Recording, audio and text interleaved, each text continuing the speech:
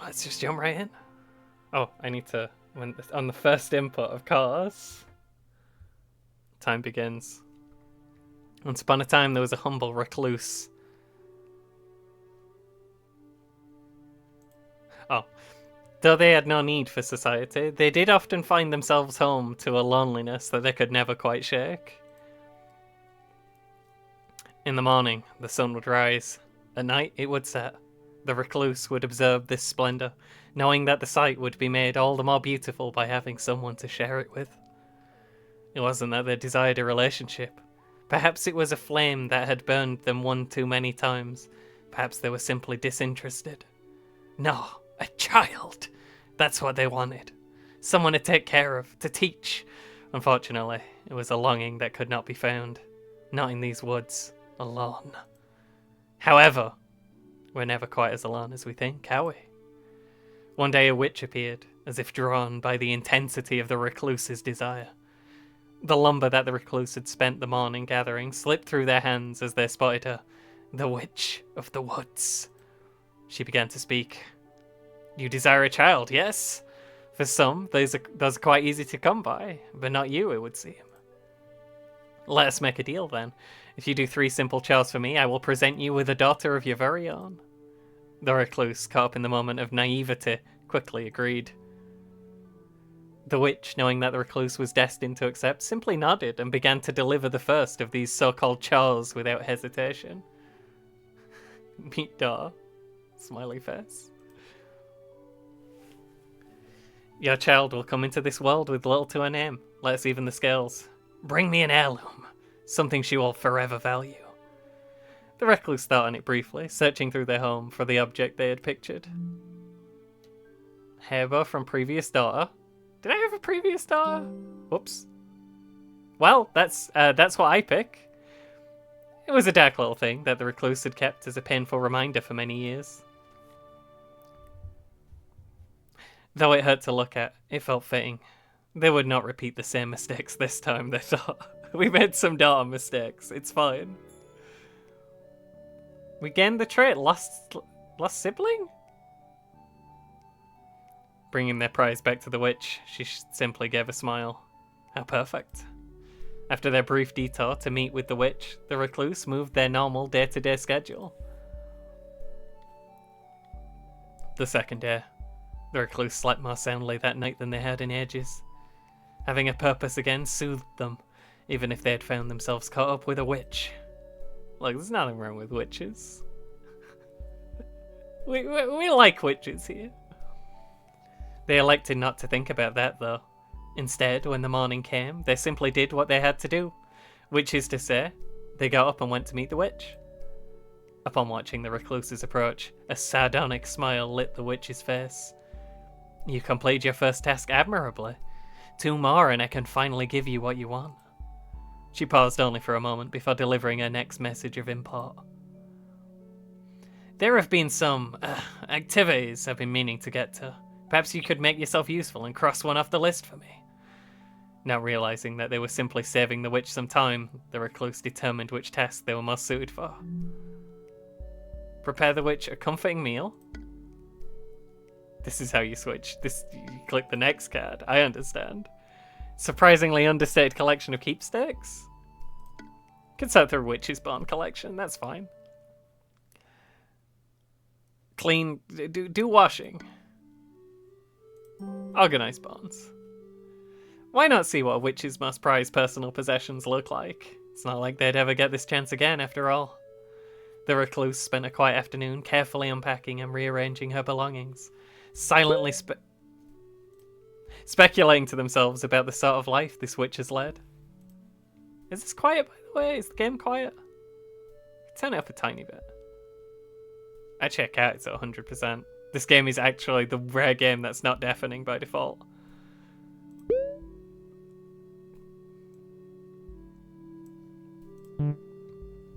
It's fairly nice music. I wish I was. I hope I end up there at the body farm. Well, arriving back to their meeting point, the recluse was excited to report their progress to the witch. Ah, very good. How kind of you. After quickly wiping themselves down, the recluse returned to their hut for the remainder of the night.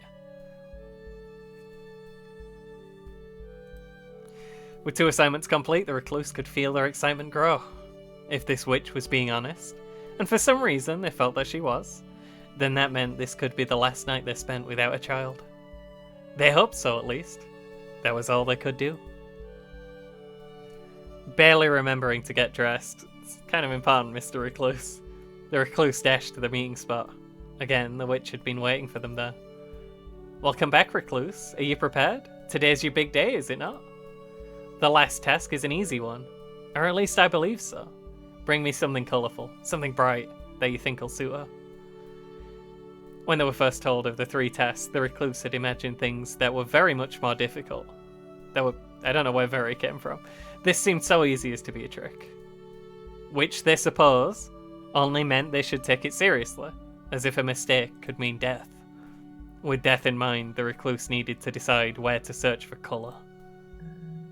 Field of flowers? Seems a fairly easy one. Stony River? Not normally a lot of colours there. Probably more colours in a field of flowers. I mean, grey is a colour. Stone is colour.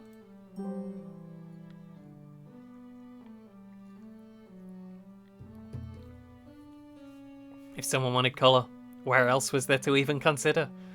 The recluse decided to make their way to a particularly idyllic field of flowers. The field was filled with an overwhelming amount of choice. Before long, the recluse narrowed the options down to a few.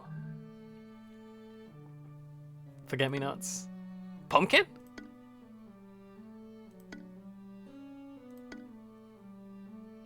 Yeah, but consider. Pumpkin? It's not a flower, the recluse figured.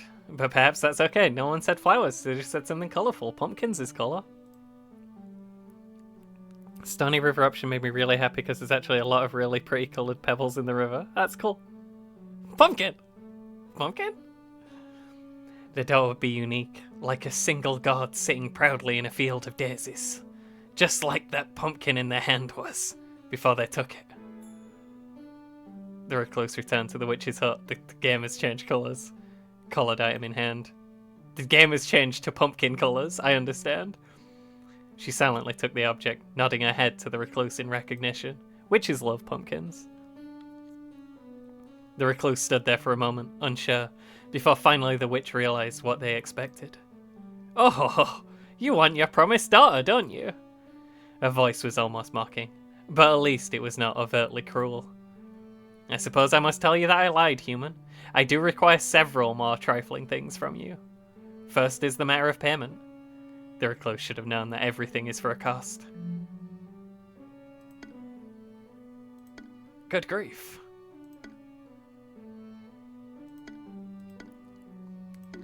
Just throw that down the line. Whose life? Whose life we paying with? How much change has this boy got?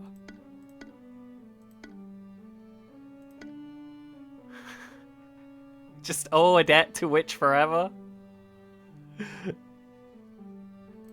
I trust witch. The recluse told the witch they couldn't repay her, not anytime soon.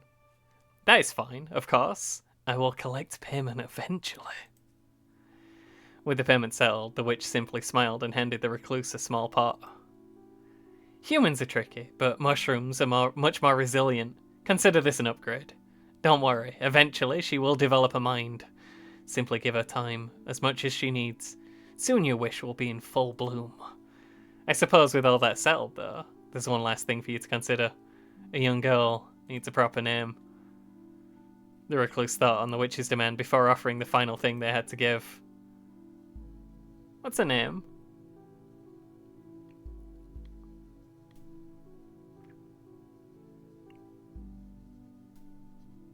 What's a good name for a mushroom? A mushroom girl?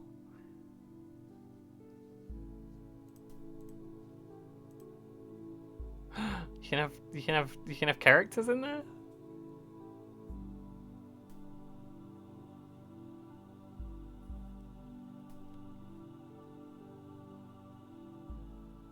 Book? Why is book?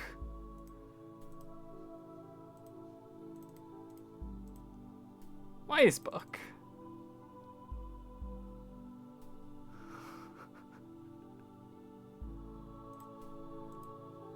Can I move back to this side? We'll just have the brackets be past book. It's just book. It's just book. Maybe not the equal sign either. We'll just book. It's possibly a book, possibly a mushroom. Then she walked away, only fate knowing if the two should ever meet again. Probably. We owe her. Though the recluse was unsure of the specifics, they did realise that it was important to heed her instructions. Care for the pot and the dirt and everything that lay within. So the recluse geared up, as any parent should, and assessed the things they needed to raise a child. Finances, in case the nearby village had goods or services that you could not provide. Nutrients for the child, to help it grow strong. They'd need plenty, as it would be depleted on a daily basis. And finally, the recluse's own stamina could not be ignored. One cannot burn the candle from both ends indefinitely. Thus began the longest growing season of the recluse's life. One evening you discover many footprints outside your home. 3-toed and webbed. Some strange creatures have been poking around. You've heard the rivers of these woods are home to nefarious turtle-like creatures that capture human children, only to bring them home and drown them. Your child isn't a human, but you can feel the leer of envious eyes from the tree line. They know a precious daughter when they see one. By the looks of the tracks, these ones are quite young. Perhaps you can do something to frighten them away from your home.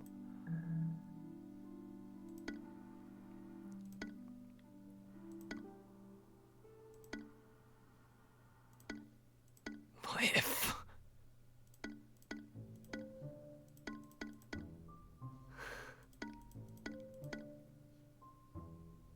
I mean, this is dealing with the issue decisively, I say. The things may be dangerous to children, but a healthy adult can easily catch and kill one. That will certainly send a message. Grabbing your bow and hatchet, you charge off into the woods. You find they're deceptively quick for turtle men, but panic easily. You single one out and dispatch the slippery green thing as it stumbles through an unfamiliar bramble. Frantic rustling and dismayed hollering can be heard from the trees as you drag it home. A massive brightly coloured shell adorns the post by your cabin now, and the creature provides you and your daughter both a hearty meal. The decision being made, life continued. You also murdered the baby turtle? Oh, you murdered every baby turtle. I just murdered the one. Is that what dealing with the issue decisively means? While tapping some trees one day, you overhear a noise. It sounds like the clinking of coins and dice. Before long, you manage to track down the source, a wingless fairy sitting in the eye of a tree. Never trust the fair. Oh jeez. A human. Oh no, now I'm forced to gamble, the fae cried out unconvincingly. I'm the dice fae, you see. I have no choice but to gamble with every human that passes by. You even get to pick the stakes. The rules are simple. If I roll a 5 or less, I win. But if I roll a 6 or higher, well, that means you win. Compelling, right? Gambling with a fairy? What the hell? Why not? What do you want to offer? Why finger? Why finger? I don't wanna give this dang fae nothing. I wanna gather the cheat and the nasty little creatures. A Northern English very magical? There's not a whole lot of wizards around that I've noticed. Why, you a chicken? The fairy chides you. You're immune to these taunts. Dealing with the fae is dangerous after all. You are no fool. Thanks, Gam. Without delay, the fairy casts his die. Oh, I didn't realise they were Paul, sorry. And all the choices were finger. Would I have got an extra finger if I won? A 1. With some passing amount of annoyance, you realise that, unsurprisingly, you've lost. If I have all my fingers. I have a stance on the fair. You see... Been hanging out with Kesh for a long time. Kesh is very quick to tell people how much you don't want to trust the fair. No one beats the gambling fairy, the fairy shouts in joy, grabbing your coin greedily. What a shock. You didn't waste a second longer before you turn around and depart. At least you didn't wager anything important. I think I lost 2 finances from that. That seems... Something's happening? Dora's changed. Sorry, I would have gambled with finger if I'd have seen there was a pole there before I... Next time. We picked a coin. What do you mean? That's just a little guy. We're doing great. One day you awaken to the sound of rustling movement and find your daughter has grown enough to be capable of rudimentary locomotion. The creature slinks around uneasily, and a cute little face now greets you on her once featureless body. Her demeanour seems gloomy and shy, preferring to sit in dark corners for long periods of time. That's mushrooms for you. It's normal.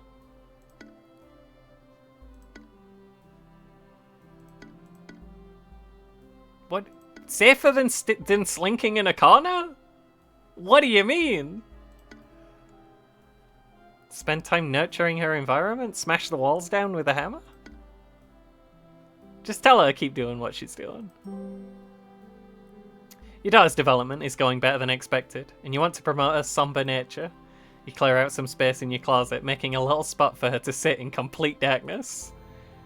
She contentedly lies in the closet for much of the day, seemingly finding some enrichment in the activity. The decision being made, life continued. Never gotten a daughter that looks like this. It's a perfectly normal daughter. There's nothing wrong with the daughter. One evening, you hear a light knocking at your door. Quite a rare occurrence. Peeking through the window, you witness none other than the Witch of the Woods standing on the doorstep of your humble hut. Could she be here for a visit? Or to settle a debt? We probably shouldn't ask for money of the witch, who we already owe a debt. Hey, do you want to see this cool mushroom? There's nothing wrong with it. Perhaps it was time for your daughter to meet the witch. She could maybe even learn a thing or two. The two of you answer the door and invite the gloomy woman inside for dry and awkward small talk. Something about the way the two absently stare at each other. You wonder if they've made some sort of connection today. Decision being made, life continued. A flock of hungry birds have been harassing both your crops and your daughter recently. In fact, they've become quite the nuisance.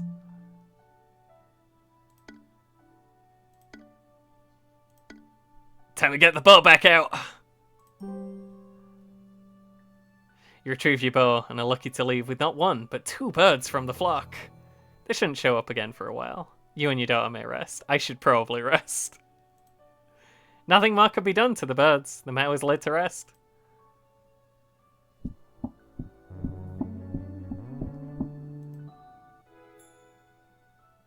There's nothing wrong with our daughter. What do you mean? It's a perfectly normal daughter. One morning, you notice that your daughter is nowhere to be seen. Eventually, you discover her, hiding in a narrow crevice under a large stump. To your surprise, the creature had now taken the form of a young girl, a normal young girl. You feel relieved to confirm that the witch hadn't betrayed you. At your approach, she retreats shyly into the hole. She doesn't seem scared, but doesn't want to leave. Oh. Do you want a whole gift? I don't have a lot of finances either. If I hang out, is that gonna use stamina? She can have a whole gift. Today feels like a momentous achievement, so you tell your daughter you're going to the village to buy her a present. At the mention of present, she quickly decides she's done being under the stump, and the two of you head back to prepare her for a trip into town. Your daughter thoroughly enjoys the outing, and lovingly clutches the antique doll she picked out at the market. We have used all of them on her. Life continued. Should have named her Jennifer. I mean, her name is Buck. Can you hear me cackle screaming? It's just a daughter. You awaken only to discover that your daughter's covered in tiny parasitic creatures. For the sake of her health, you should probably find a way to get rid of the little pests. Rinse the child? Say it's fine? We should rinse the child.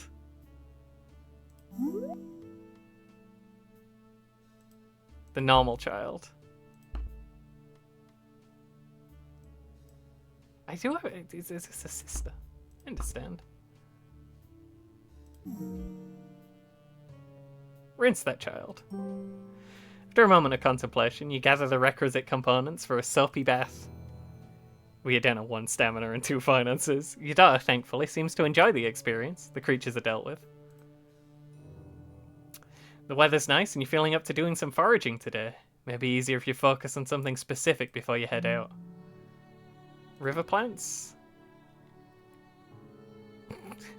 Put your feet up? Look, I'm very tired, daughter.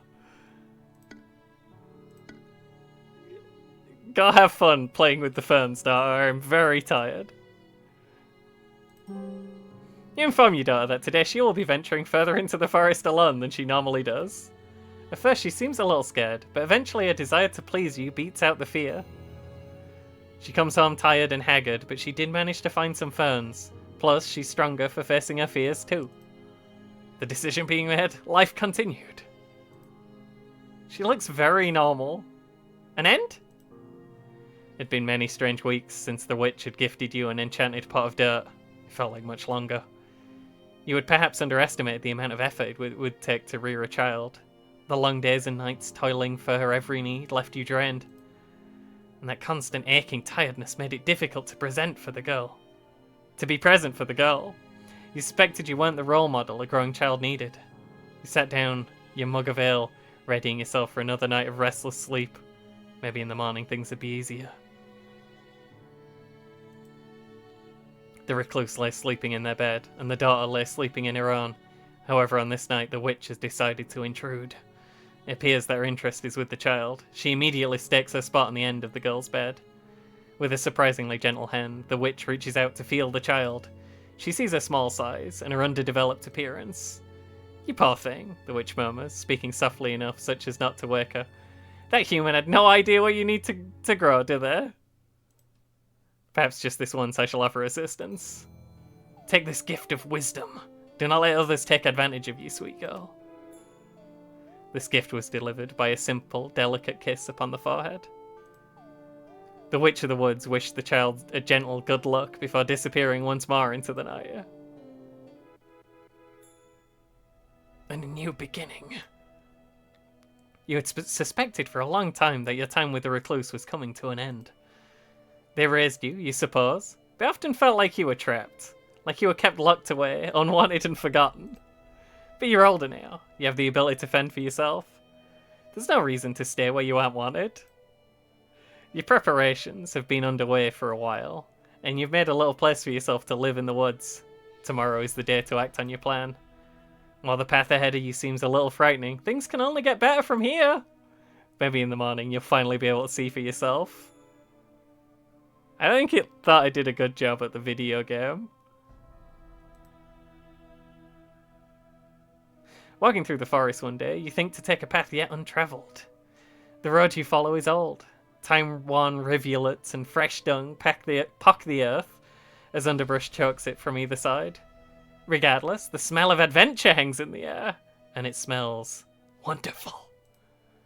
The wind carries a fragrance clear into your heart and stirs it with an intense curiosity. Before long, you find another, even tighter path branching off from where you're walking, and soon you break out into a glade. The area is smaller than a hut, but in the center of its intimate bow stands a statue long since forgotten. Oh. Nope. We got different stats now, huh? Does she have legs? Powerful question. Go to info I need to see.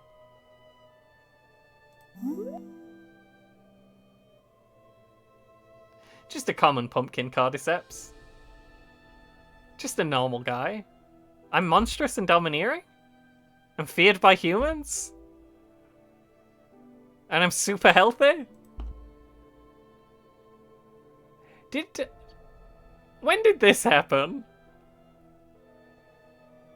Who is this person? If this is, who's... It's fine, we got a bonus star.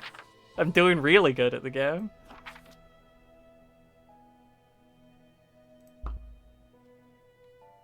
You have grown into a young woman unexpectedly.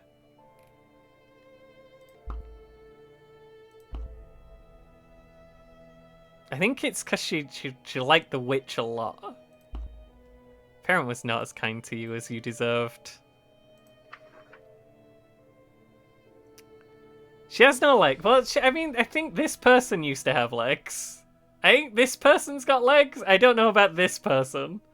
I think this is the one that we made. And this is someone else. I think this happened when we sent him out to look for ferns. And we're such a bad dad we didn't even notice when they came back and it was two people. We got a lot of dampness.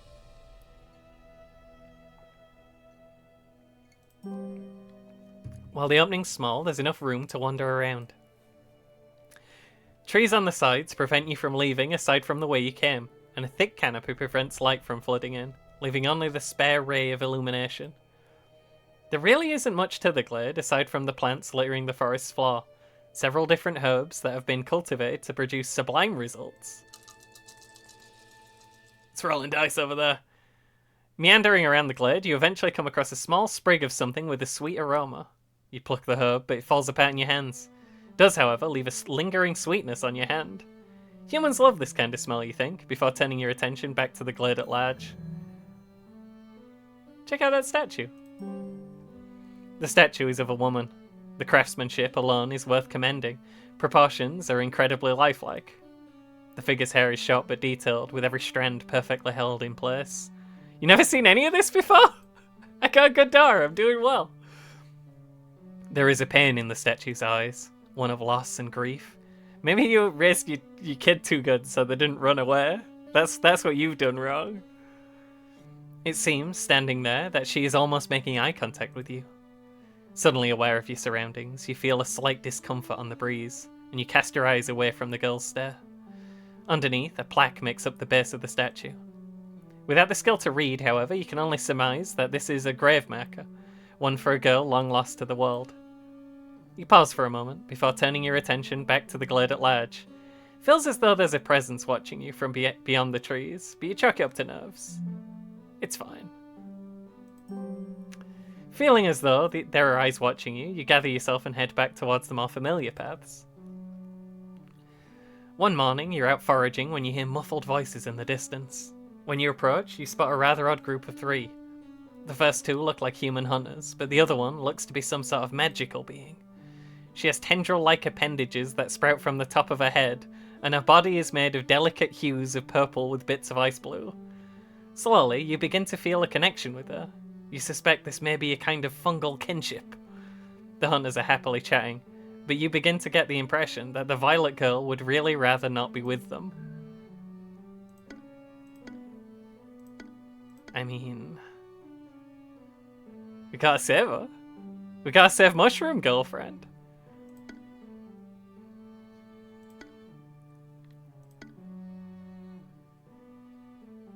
We got 28 robustness. We're pretty damp. We could get in there. Don't know if we should listen first.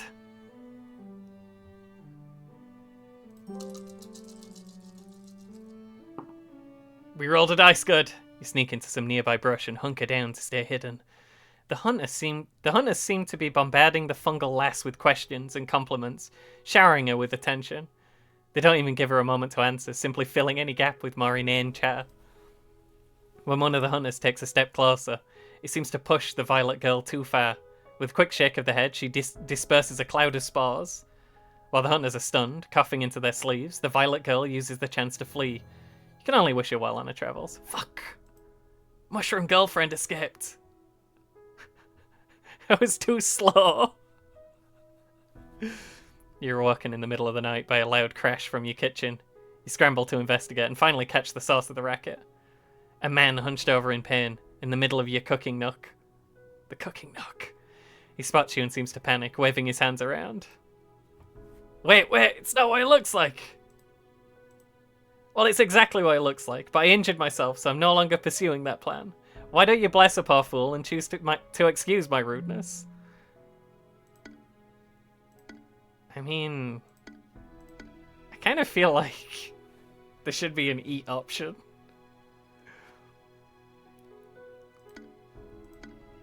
Thief can leave. We're only interested in Mushroom Girlfriend. We don't like humans. No one will break into your house and tell you to forgive them. You roughly grab the man by the scruff of his collar and then proceed to take out the trash. You feel a crisp breeze. The heat is relenting. Trees are changing in colour. Fall has arrived. While taking a stroll down the centre of town, you catch the eye of a curious group of children. One of them lifts a finger to point at you and shouts, "Look, a big mushy!" That's pretty rude, by all means. What do you want to do about this?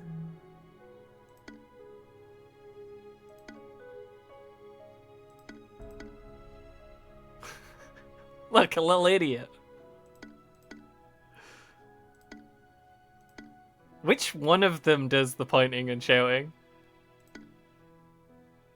I don't want to play with the children. Wait, how old is Mushroom Girl? I don't know. I mean, I guess like 20 minutes? 30 minutes? There's no attack button! It never lets me eat anyone! Should we be a young adult shouting at children in the street? Look, we have to just leave the children alone. They're all stupid options. You'd much rather spend your day enjoying your stroll than dealing with tiny humans? Agreed. So you do that and just continue on your way. One evening, you witness a strange occurrence as you approach your home. A pair of humans are huddled in a nearby bush, watching your house intently. Eyes locked on the strange abode, they don't notice your approach. It appears they're here to spy on you? You, in turn, find a wooded spot nearby to sit and observe the pair. They don't appear to be armed, but carry large oblong packs and travel gear. How strange. After several minutes of observation, you consider what to do about these humans.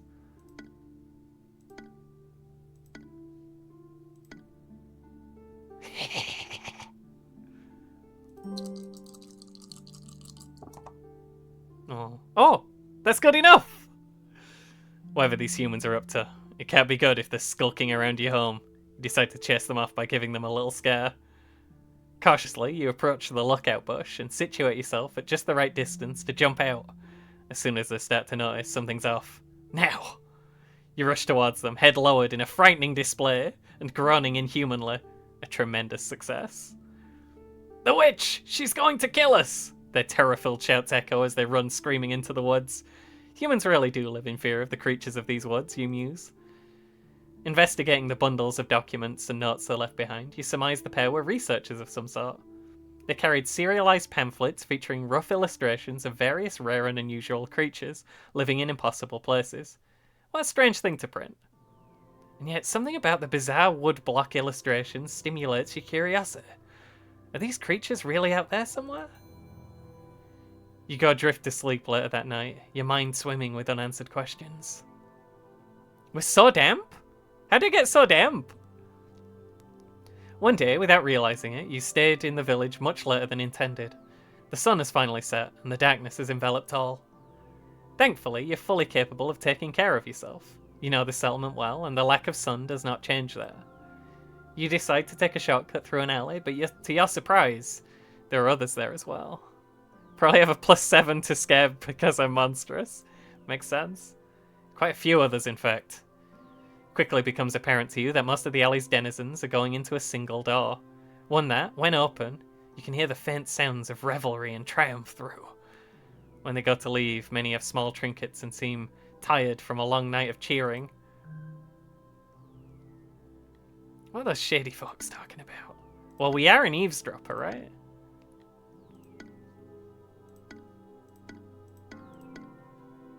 What's going on here? 30 humanity? We don't need that. That's a dumpster. Before you can make any real decision whether or not to check out the venue, a small distant conversation catches your attention. Two shifty adults are conversing in hushed tones under the veil of shadow off to the side. Little do they know you have a penchant for eavesdropping, and easily pick up their conversation whilst going unnoticed. As it turns out, there's an ongoing bet for whatever is happening inside, and as it also turns out, the outcome's fixed. You're not sure what all this means, but you're able to glean enough that by going inside, placing a bet on the Caped Schmuck, and waiting till the end, you'll end up a good deal wealthier. As much as you'd love to figure out what taking a dive means, you get the feeling that this is the wrong place to ask. Nevertheless, pocketing your winnings, you skip out of the joint and continue on your way. The Caped Schmuck. This horrible mutant came in. And I would like to place a bet on the Caped Schmuck, please. The night sky's clear and beautiful as you sit on a stump atop a small hill, looking up. Something catches your eye and you notice the streak of a shooting star. Quick, make a wish! Wish for the peaceful lives guy here.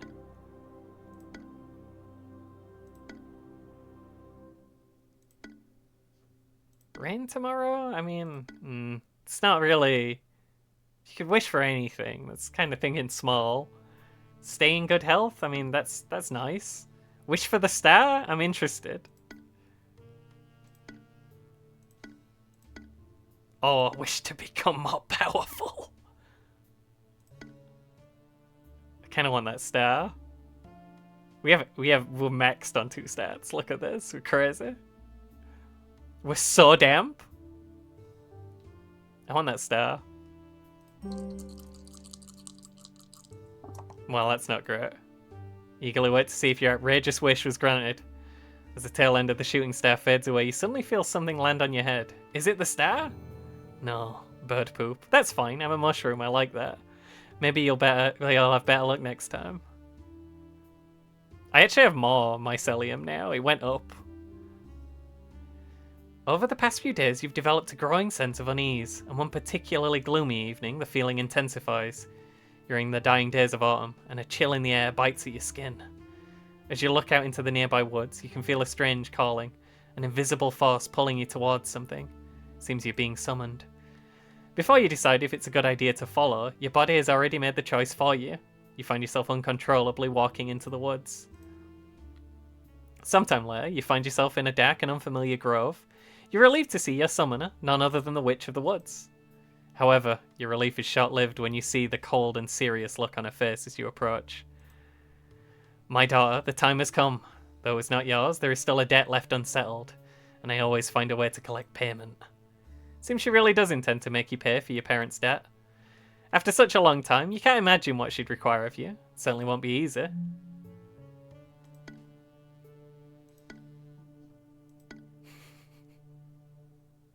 Which one of these is the fight star? We kind of like the witch. What do you want, witch? I'm willing to hear you out. The name of the song is Damply Dreamin'. There's one matter, you're told, that you can deal with for the witch in exchange for clearing your debt. One of my daughters has become dangerous, she tells you. A wandering, mindless monster that has proven to be quite the annoyance. Deal with her for me. You can consider us even. Something tells you there's a reason she won't describe the specific sort of danger this daughter poses, but you can only accept her terms. Mushroom girlfriend? You awake one night to the light of a full moon and the eerie sound of singing. As if your body isn't your own, the cool night air is drawn over your flesh upon leaving the house. And just outside you see a group of tiny fairies are dancing and singing inside a ring of sprouted mushrooms. One of them spots you watching and motions you closer.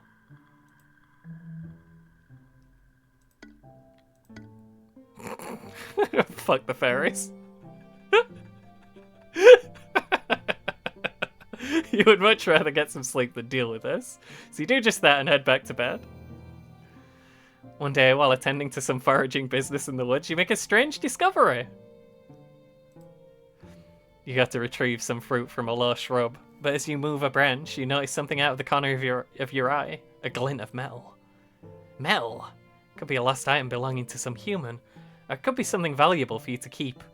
You go to more closely examine the item and have a realization. Before you is a perfectly sculpted copper hand. As you lean in to look for any marks that could betray its origin, you realize the hand is connected to a body. The thing before you is unbelievable. It's as if someone had taken a person and plated them with copper. You wonder if this is the case for a second, but reel with horror when you see it move. The being stands up. Surely plated copper cannot move with such fluidity? You hear a sound, as if the thing was speaking. You are unsure of what to say. The thing seems confused at your confusion for a moment, before snapping her fingers in thought. She stretches one arm up, touches the back of her head, then cheerfully speaks. Sorry, I totally forgot to adjust my translator. Can you understand me now? Robot girlfriend?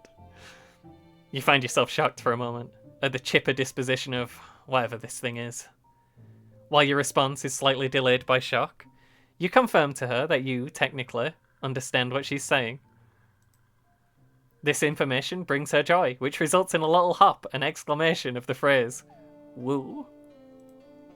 Her excitement is contagious. When she clasps her hand in yours, you can't help but jump with joy with her. Being this close to her, you get a chance to examine the being more closely. Once you look beyond her glistening coat, you can see her physical characteristics more clearly. She's petite, thinly stalked, and standing just slightly shorter than you, with similarly numbered and proportional limbs. So, like, she's got 4 arms and 2 legs? Or possibly 4 arms and no legs? Though her face is human-like in nature, it is not precise. Spotting the differences in human faces was occasionally challenging to you, but something about hers felt a little off. Maybe an eye too many? Do humans ever normally have those little antennae? You quickly snapped out of your thoughts as the being asked you a question. So, are you a member of the dominant species on this planet? I'd love a tour guide if you wanted to show me what people do for fun around here. You consider her request for a second. What do people do for fun? Well, you suppose you have a couple of ideas.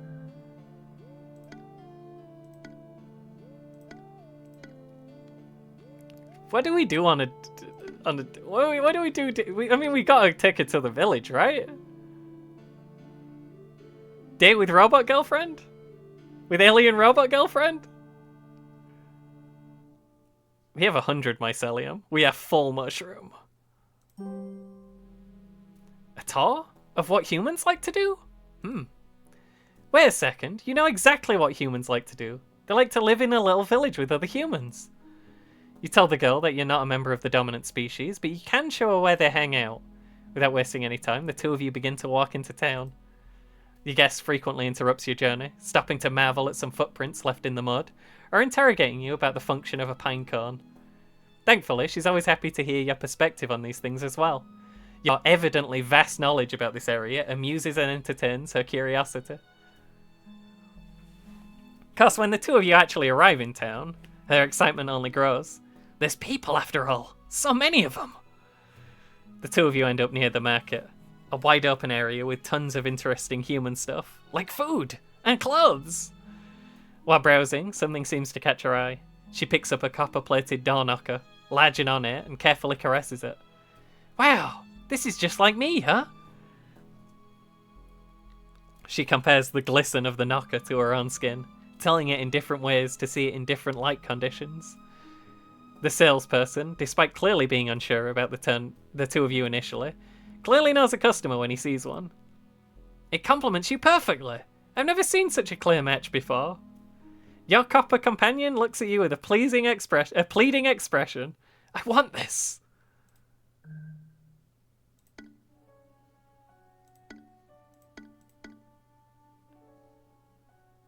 What's this? Do they all have those? Do I have money? Is money a stat? We'll buy it the thing. Mycelium is probably the reproductive stat. Oh no. You ask the man how he expects payment and he sighs. Just hand me the coins. That is to say, simply place the payment on the upper left corner of the choice card. If you don't have any wealth at all, that is. Do I have wealth?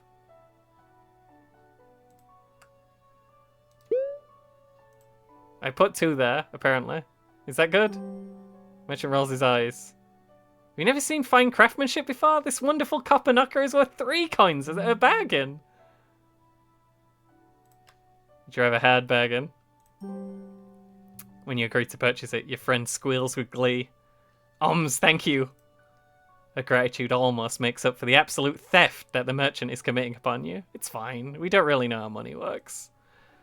You grate your teeth and hand him 3 coins that he demands. Is this thing enchanted? Is it a magic home theft prevention item? Whatever, it's fine. She holds a new copper knocker proudly throughout the rest of the day as you finish exploring the village. Finally, the sun is setting. She has a large grin on her face. Thanks for being such a good tour guide. Say, you said those things are called humans, right? They're pretty cute. You bid farewell to the coppered girl. Phew, what an expensive new friend.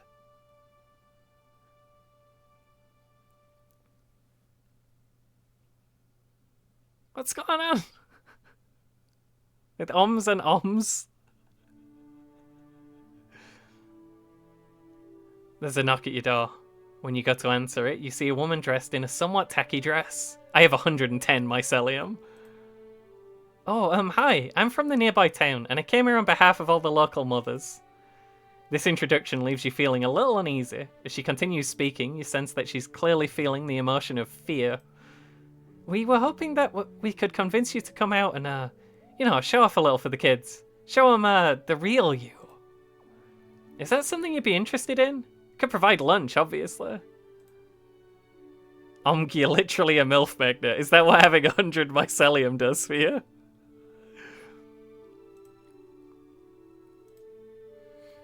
After some more nervous chat, the woman writes down a location on a small piece of paper and thrusts it into your hands. Afterwards, she all but runs away. Consider the strange woman and her strange invitation. And she did say lunch. Fruity Spruce used ad permitting term MILF. You're literally a MILF magnet. Fruity Spruce used ad permitting term MILF with a 1 instead of an I. Haha, apparently I've never been approached by the MILF Club. We'll go to MILF Club. They have food there. Weirdly, some part of you feels compelled to attend. Perhaps some small obligation to help children, that's not it. Maybe just the thought that if you introduce yourself to the lot of them at once, they wouldn't trouble you if they saw you in the woods later. Quickly, the day of the event arises. You gussy yourself up, or at least make as much as is possible for a girl like you. We try. And make the cam walk to the village schoolhouse. Please stop spelling MILF differently, Jennifer.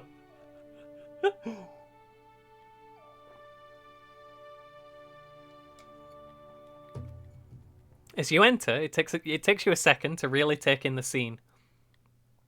There's nearly a dozen children of varying sizes and ages, a few older humans standing around the edges of the room, and a table with some very rudimentary foods on it. You correctly identify this as the provided lunch. As you go to take a piece of bread, one of the adults grabs your shoulder. Which one? Oh, thank goodness you showed up. I wasn't sure if you would. Why don't you go ahead and stand up front? Does that sound good? While you would have preferred some lunch first, you agree to the plan. I like that! She also just went straight in for the food, for the free food. I agree. Having such a good time, I have to spell MILF in every possible way, says Jennifer. You stand in front of the room, in front of a dark board with white scribblings on it. The children turn silent, all staring at you, wide-eyed. Finally, a number of hands shoot up. One of the parents interprets. They raise their hand if they have something they'd like to ask you. What a polite system! You look over the crowd, deciding who to pick. You point at a random child with long hair that completely obscures their face. You struggle to hear their voice, but the question follows. Do you really pick your teeth with the bones of dead children? The children, initially boisterous and loud, all uniformly fell silent as a group. Like their little brains were occupied with trying to figure out the implications of that. Do you get them yourself? One child cautiously asks. You simply smile and keep quiet. The students, receiving the message, start behaving a little more respectfully after that. You spend a while answering questions from the children.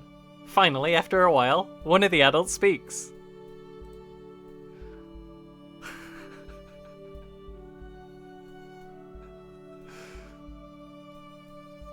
I'm pretty good at allowing MILF in all of its forms to be allowed in chat. I got this. You spend a while answering questions from the children. Finally, after a while, one of the adults speaks. We have time for one more question, if that's okay with you. She seems scared. Perhaps it was something you said. Can't think what. Nevertheless, the children still seem full of questions for you. Once more, you point at a random child clutching an old blanket. The voice cracks while asking, "How old are you?"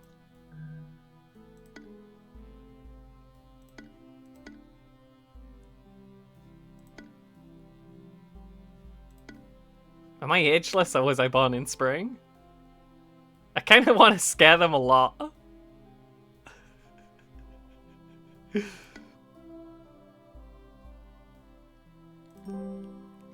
Takes you a second to formulate your answer, but finally you figure out the best way to describe it.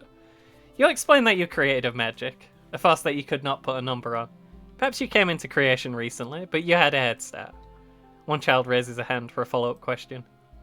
What did people do before they invented clothes? Were they just stuck naked all the time, she asks. You're forced to explain that you meant your answer more metaphorically. Children have absolutely no sense of theatrics. After everyone's quietened down, the adults begrudgingly began to pack things up. The children also began to disappear, accompanied by a smattering of parents. One adult, the one who originally requested that you attend, walks up to you. Thanks for coming, I guess. She pauses for a second before leaning in closer. Was all of that true? Even the bone-picking thing? You simply smile at the woman, patting her on the shoulder. Just pat her on the head and walk away. You tell her that the children present will be safe, of course, assuming they never step foot in your forest. She balks, and while she's in shock, you take your leave. That should take care of that, you suppose? What did I just get? Which tab would that... It's not that. That's true.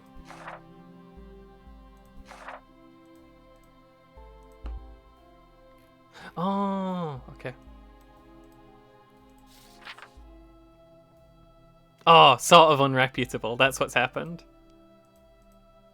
We had one scare session, and now we're sort of unreputable. Everyone stay out of my swamp. Snow begins to fall as you make your way down an unfamiliar road. The day has finally come for you to settle the matter you agreed to with the witch. Over the past few days, you've heard a rumour that a wandering mushroom creature has been spotted lurking around nearby villages. A mindless daughter of the witch, overcome by the urge to destroy and consume. You've tracked her to the vicinity of a particularly remote village in the region. You get the feeling that successfully slaying this creature will be a minor miracle.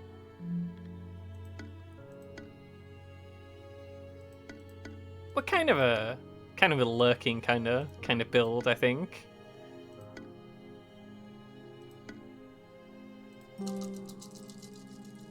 No stranger to hiding, you find a high, well-camouflaged spot and lie in wait. Sure enough, from this vantage, you spot her easily as she wanders through the area nearly an hour later. Things are happening. You first notice the buzzing, nearly omnipresent, but clearly originating from a misshapen and corpulent form. Stinging insects fly about, crawling on just about every nearby surface. The wandering sister is a pale, lumbering corpse of a mushroom girl. Any reservations you had about destroying her vanish in the horror of the sight before you. Her cap is a mottled brown, and large crevice-like holes mar her already inhuman body. Little intermittent clouds of insects convene at various points on her enormous form. She takes a lumbering step towards you, and finally managing to suppress your fear for a moment, you devise an approach.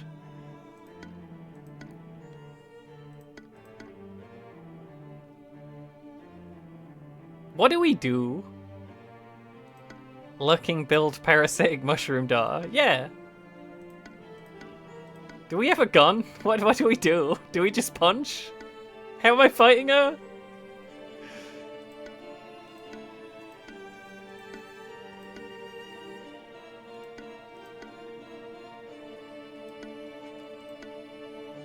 Pick the one with the big mushroom on it.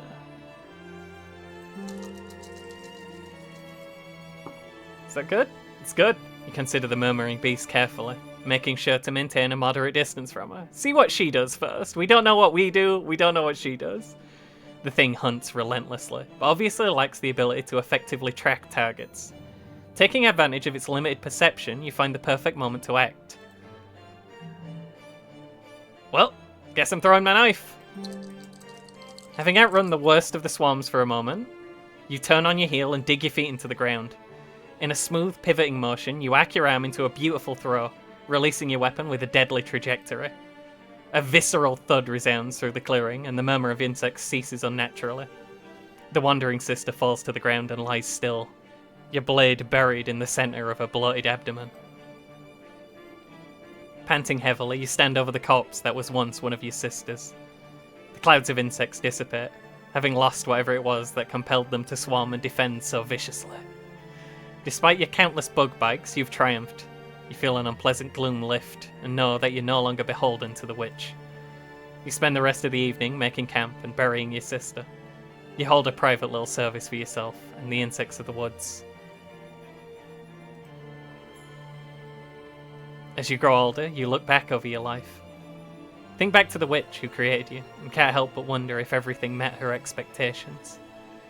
In the end, you are proud of the mushroom woman you've grown yourself to be. After all this time. I killed my sister.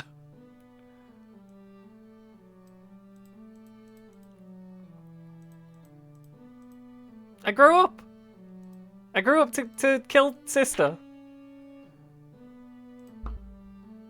I got an extra guy.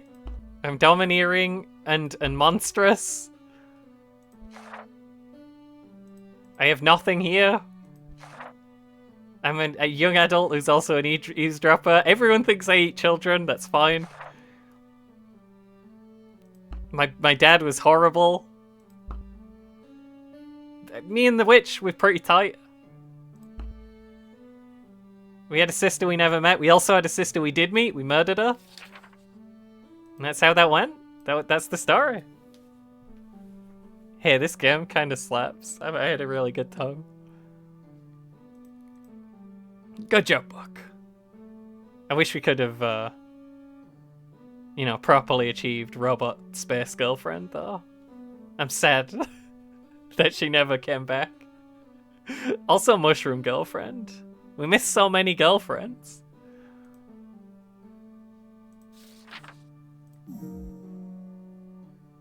Congratulations on finishing your first run of Mushroom Musume. You've just discovered one of over 30 endings available in the demo version of the game.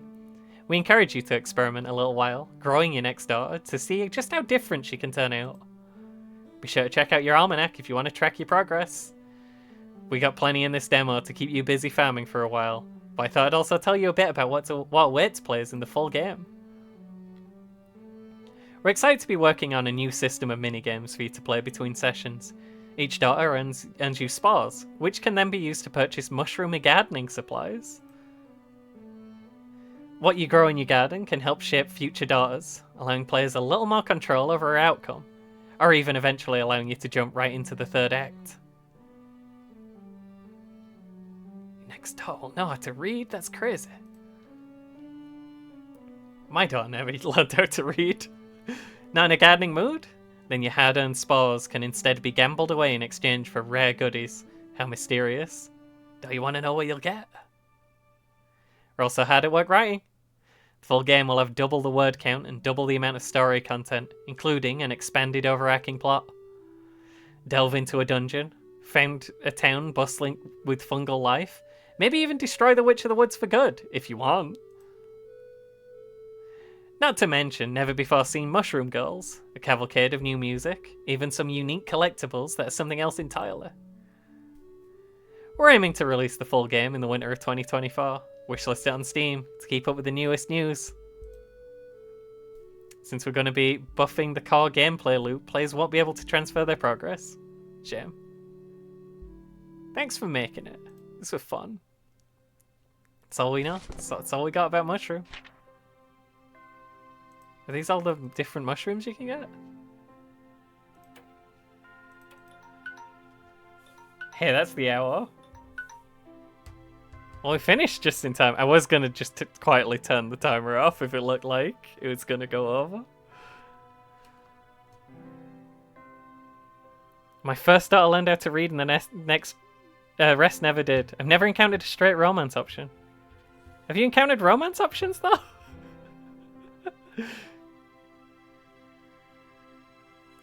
Could we kiss Space Girlfriend? We got one daughter and they didn't die. We did a great job. Look at that. Look at those numbers. Buck was unbelievable. The most mushroom of all mushrooms. The dampest around or in town. I don't know what any of the stats did.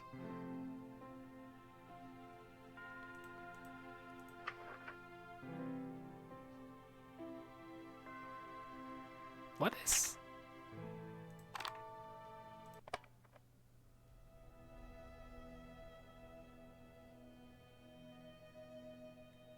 Normal length hour? Don't know if you can kiss Space Girlfriend, but maybe. Well, I think they should add that to the game if you can't. That was a perfect hour-long game. That was really good. Probably will play that through a couple more times. Tell you, I'll update you on how the daughters are going.